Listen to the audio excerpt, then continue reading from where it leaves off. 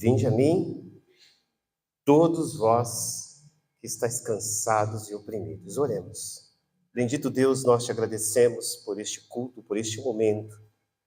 Te louvamos, ó Deus, pela vida do nosso irmão Francisco, que te louva, Senhor Deus, com muita alegria, e te agradeço por ele ser um milagre do Senhor entre nós. Te agradecemos, querido Deus, porque o Senhor não cessa de manifestar a sua graça e a sua misericórdia. E te agradecemos pela sua presença aqui nesta noite. Nós sabemos o que sentimos quando o Senhor está presente. E é poderoso saber, ó Deus, que o Senhor se faz em nosso meio. Por isso os nossos corações se enchem de alegria e também, ó Deus, da certeza de que o Senhor falará conosco nesta noite. Fala conosco, Senhor. Insistimos em Cristo Jesus. Temos aí, Senhor, uma semana para encarar. Temos um ano para encarar. Temos desafios para suportar. Mas que a sua palavra seja o guia para as nossas vidas nesta noite. Seja a luz, lâmpada para os nossos pés e luz para os nossos caminhos. É o que nós te pedimos neste momento, em nome de Jesus. Amém. Jesus estava caminhando pelas cidades ali de Jerusalém, Galileia, Idumeia. Jesus andou por Cafarnaum. Jesus ele andou por todos os territórios, conforme foi a descrição do Evangelho, dizendo que Jesus andava de cidade em cidade, de aldeia em aldeia, pregando: arrependei-vos, pois é chegado o reino de Deus. Quando olhamos para o capítulo 11, nós já ouvimos que Jesus, neste momento, já estava sendo acompanhado por um grande número de pessoas que até então, por conta da palavra, da mensagem do reino de Deus, ele havia libertado de diversas opressões. Pessoas que estavam sem sentido, pessoas que estavam à procura de uma promessa que existia naqueles tempos de que o reino de Deus, através do Messias, viria. Embora o cenário estava extremamente confuso naquela época, ainda assim era um cenário propício para a chegada do Messias como o libertador das opressões que ocorriam naquele tempo, o suplantador de todos os reinos, de todos os domínios, no qual libertaria novamente Israel e colocaria eles como livres, e assim inauguraria o reino messiânico. Jesus, como diz outras passagens, olhava a multidão e não olhava somente pessoas como números, mas enxergava naqueles números cada indivíduo, cada pessoa que havia um grito, cada pessoa que carregava uma história, cada pessoa que estava ali, carregando seus fardos da vida, seus desesperos e suas esperanças. O incrível é que nesse texto, Jesus, mais uma vez, se deparando com a realidade da multidão, ele descobre nas suas palavras o quanto, em alguns lugares que ele havia pregado, a opressão, a incredulidade, as respostas que se davam à mensagem que ele trazia a respeito do reino de Deus eram tão frias que Jesus ele fala para estas pessoas destas cidades, ao qual o próprio Mateus cita a Decápolis, um conjunto de 10 cidades, incluindo Cafarnaum, Corazim e outras grandes cidades, que aquelas pessoas estavam sob um jugo de incredulidade, um jugo de uma potência, de um poder que impedia com que estas pessoas enxergassem Jesus como Salvador, Jesus como libertador. O Jesus, o Messias, o libertador, aquele ao qual as promessas da lei e dos profetas haviam predito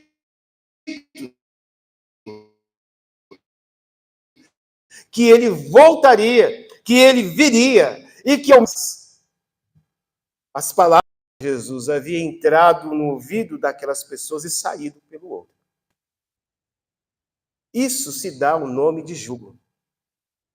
E quando falo de jugo, ao qual Jesus mesmo disse que depois que ele reporta estas palavras para os seus discípulos, ele começa a agradecer a Deus, porque havia um grupo de pessoas que o cria, que tinha fé verdadeira nele, e por causa disso estava experimentando as nuances do reino de Deus sobre suas vidas.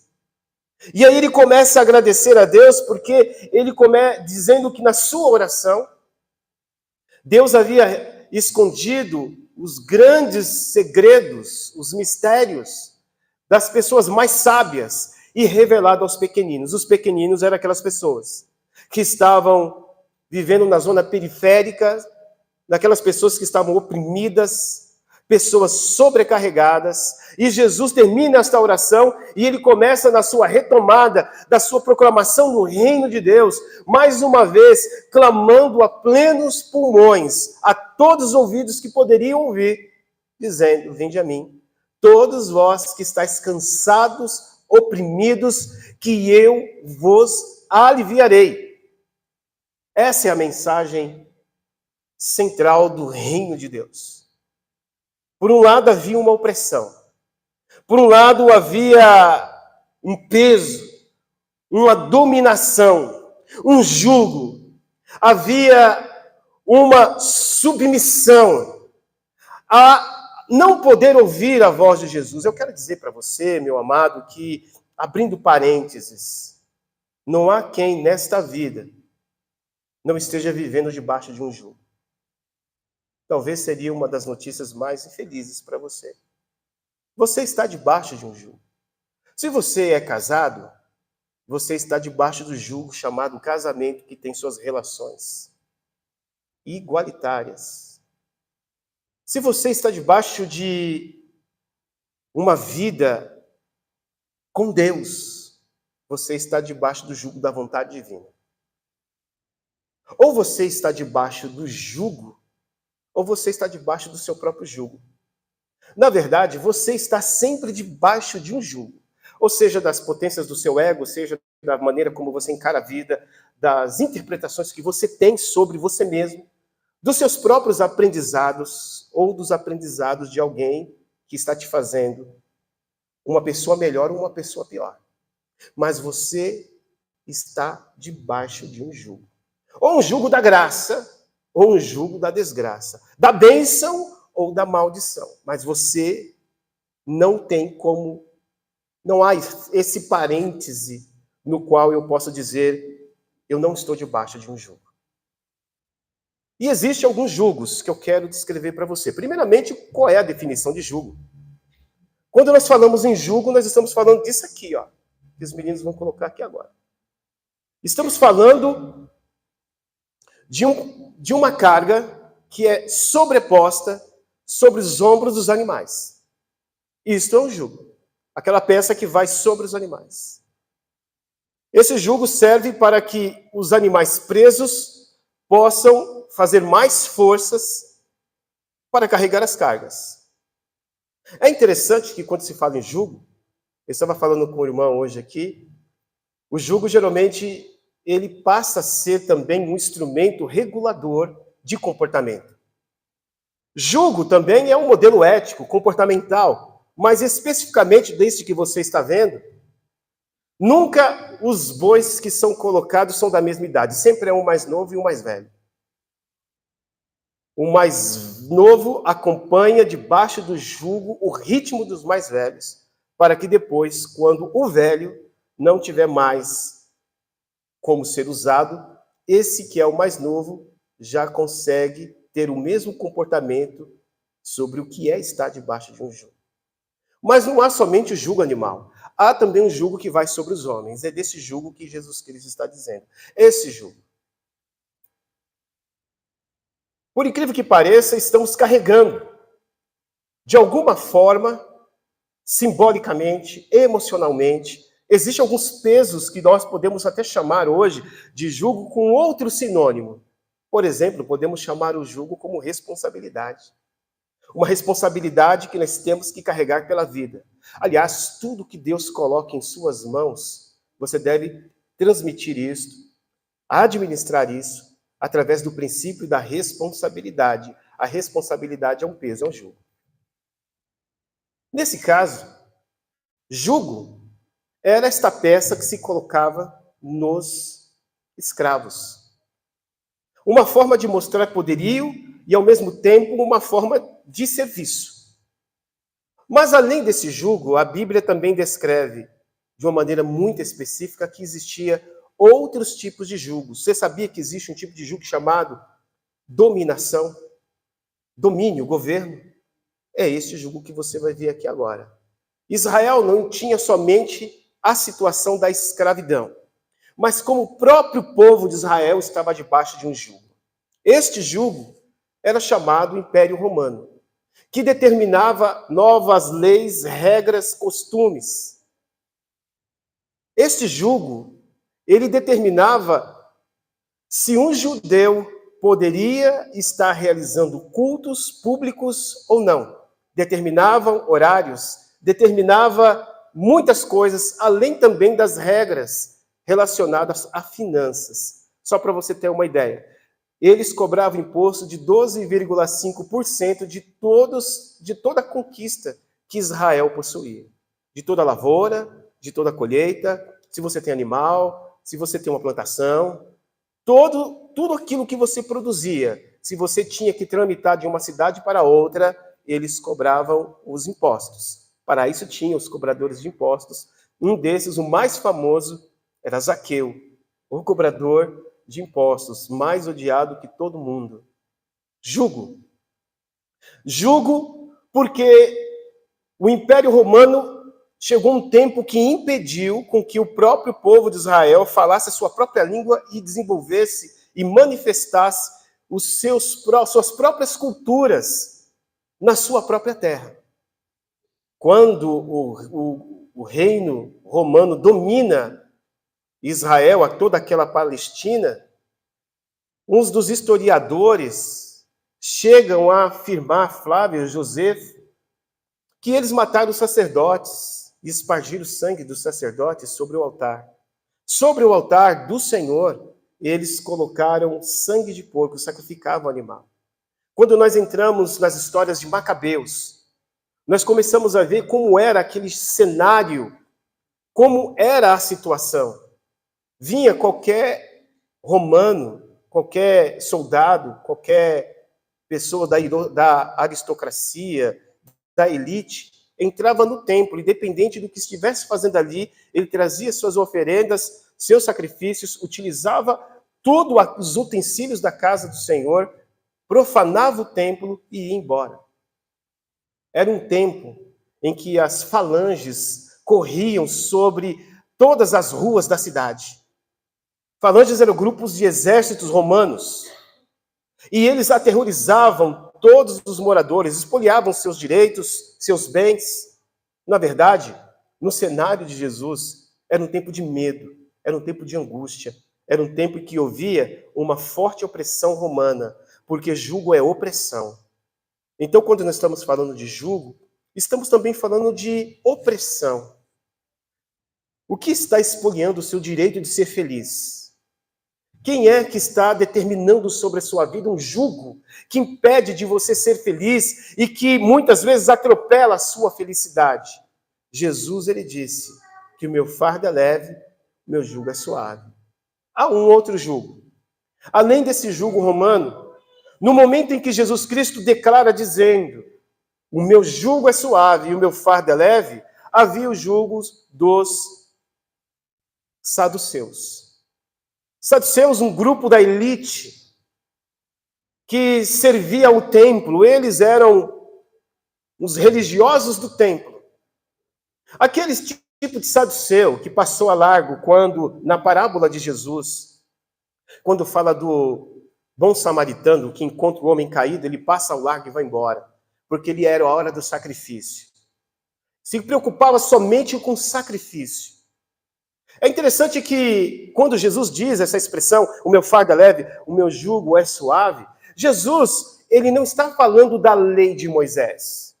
Jesus não está falando da lei de Deus, os 10 mandamentos e outras orientações que você encontra nos primeiros 5 livros chamado Pentateuco.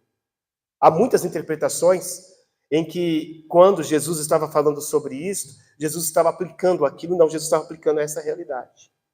Jesus, ele olha as mazelas causadas pelo jugo político e pelo jugo religioso.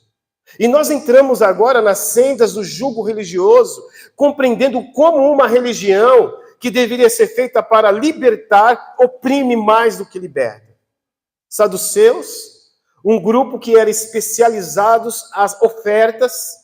Você vai encontrar um trecho, 2 trechos típicos, muito claros nas Escrituras, Jesus denunciando o jugo desigual que eles impunham aos povos.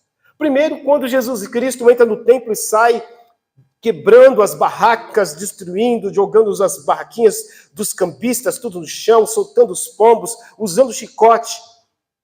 Porque esses, os saduceus, eles eram responsáveis não pelo sacrifício, por todas as oferendas de ofertas, eles impunham valores sobre o preço que você deveria ou não pagar para oferecer um sacrifício.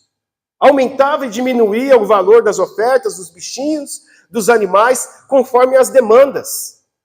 Eles que trilhavam e ensinavam ao povo, aliás, um saduceu jamais cumprimentaria um pobre. Ele era o grupo da elite. Um saduceu, só para você ter uma ideia, ensinava você, com 5 minutos de conversa, um saduceu queria que você acreditasse nessas seguintes coisas. Primeiro, Deus não interfere na história. Deus não está nem aí para aquilo que está acontecendo aqui agora. É isso que você iria ouvir de um saduceu. Se você pudesse chegar no saduceu e falasse aqui agora, olha, eu estou passando por um problema de enfermidade, estou com uma crise no casamento, eu estou passando por um desemprego, eu gostaria de convidar você para orar comigo, ele olharia para você e ia dizer o seguinte, ó cara, Deus não vai ouvir sua oração. Deus não está nem aí. Deus não interfere na história. Aliás, tudo isso que você fez aqui agora, que os seus comportamentos, é resultado das suas ações. Quer saber de uma coisa? Deus não está nem aí para aquilo que você faz.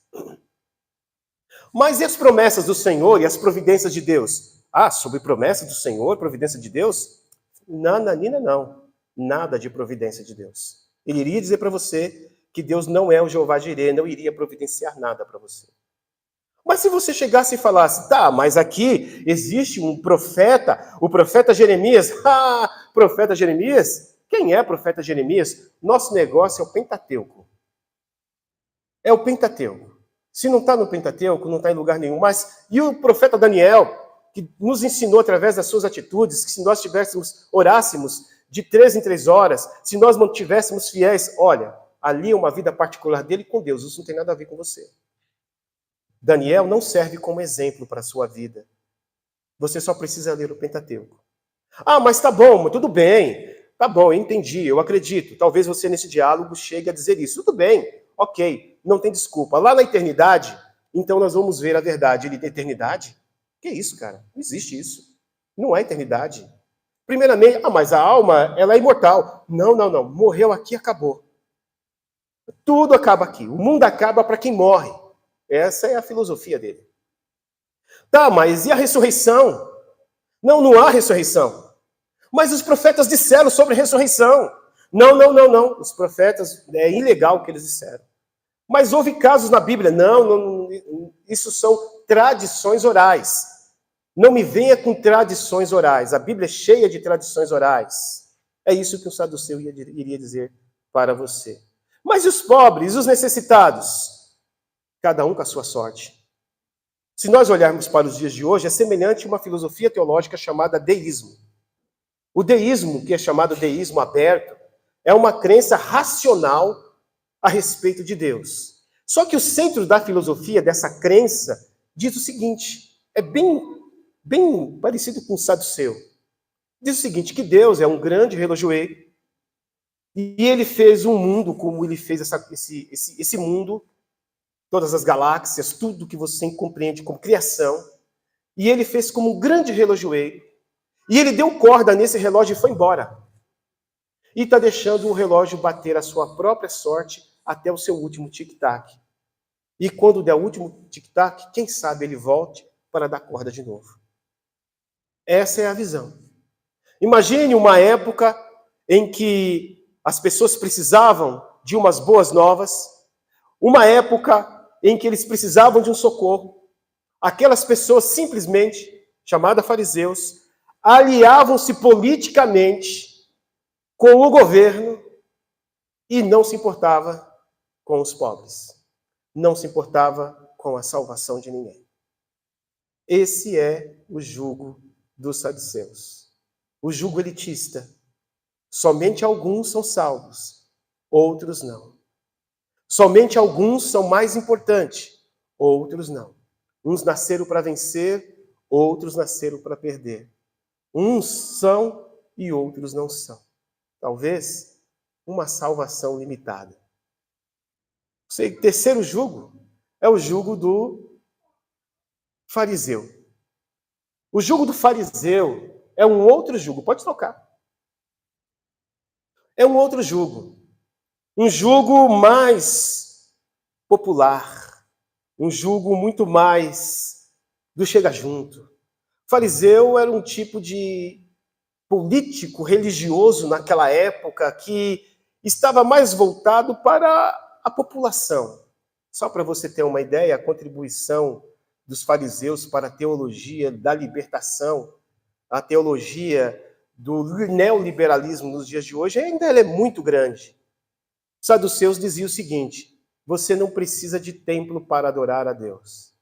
Veja bem, hoje nós podemos dizer isso, claro, com uma profunda maturidade, uma profunda compreensão no contexto bíblico, quando você compreende o que significa a relação de ser membro e corpo de Cristo. Se você não compreender esses 3 pontos, você vai ser um fariseu literal, dizendo que você não precisa de templo para você adorar a Deus.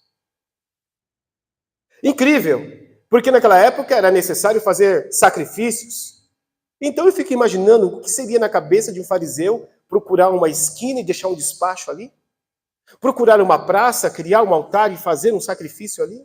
Eles mesmos, os detentores do sacrifício, sem a presença de um sacerdote, de um saduceu?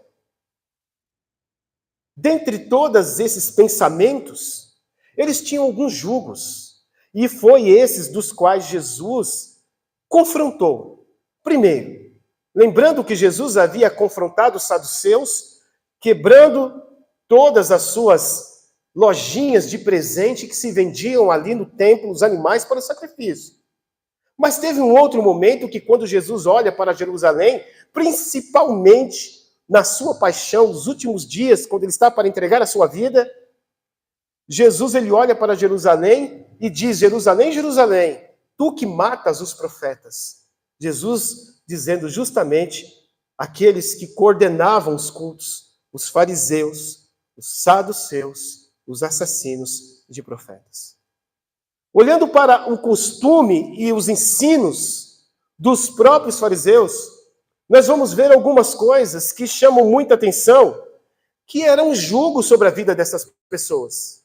Primeiro, eles acreditavam na tradição oral. Para eles, embora houvesse alguns saduceus que eram peritos na Bíblia, no Pentateuco, a carruagem central dos seus ensinos era a tradição oral, o Talmud.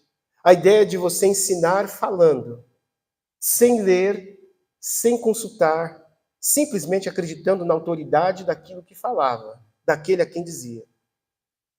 Uma das autoridades, dos costumes da tradição oral que Jesus Cristo mais se levantou contra, dentre tantos outros, era uma tradição chamada Corbã, que não se encontra no Pentateuco, mas se encontra na tradição oral. O Corbã era um tipo de consagração. Os saduceus, sabendo que quando iriam morrer, iriam deixar espólios, iriam deixar heranças. Os saduceus, sabendo que, sendo ele um devoto, aliás, do farisaísmo, não o saduceu, o fariseu, corrigindo, sabendo que ele era um devoto do farisaísmo, dessa prática, ele associava e pegava todos os seus bens e consagrava para uma categoria chamada Corbã. E quando alguém, um irmão, um parente, um amigo, um pai, uma mãe, o procurava pedindo ajuda, ele dizia, não, eu não posso emprestar essa junta de camelos para você porque é Corbã. Isso não é meu mais, isso é do Senhor. Eu não posso deixar você morar na minha fazenda porque é Corbã. Isso pertence ao Senhor. Só eu posso usar e eu não posso emprestar porque é do Senhor, eu sou apenas o administrador. Uma piedade mascarada de avareza. É interessante que quando Jesus Cristo começa a lidar com eles, eles tinham o costume de ensinar, arrebanhar as multidões e ensinar atos de purificação. Purificação com rituais de águas. Purificação e a guarda e adoração do sábado. É incrível que existe muitas pessoas que hoje estão debaixo ainda de um jugo sabático, por incrível que pareça. Mesmo a Bíblia mostrando que Jesus não ensinou sobre o sábado, dizendo que o homem é maior que o sábado. Mas o jugo da religião sempre vai colocar você debaixo de um jugo que não é de Jesus. Por exemplo, a Igreja Batista tem o seu jugo. A Igreja Universal do Reino de Deus tem o seu jugo. A Assembleia de Deus também tem o seu jugo. A Internacional disso, ou a Mundial daquilo, ou a Presbiteriana, ou qualquer outra denominação, porque denominação significa exatamente isso, um grupo que se denomina um pseudo-confissão de fé, e nessa confissão de fé, as suas relações internas se transformam em jugo. Mas nesse caso, quando você vai no capítulo 23 de Mateus, Jesus começa a declarar que o jugo deles, dos fariseus, era um jugo que não estava fazendo bem para aqueles povos que estavam tristes, abandonados e oprimidos. Jesus começa a descrever no capítulo 23 de Mateus, dizendo que vocês são cegos. Um jugo que impõe cegueira. Pior tipo de cegueira, meu irmão, não é aquela cegueira social. Existe, sim, é uma cegueira social triste. É muito triste a cegueira social, você vê a discrepância, sabe, que nós estamos vivendo hoje. Mas a cegueira espiritual religiosa, essa é quase que irreversível. Fariseus, o qual Jesus disse para eles que eles coavam uma mosca, mas deixavam passar um elefante. Que eles eram hipócritas de túmulo caiados e que quando eles evangelizavam alguém, os tornavam os missionários para levar mais pessoas para o inferno.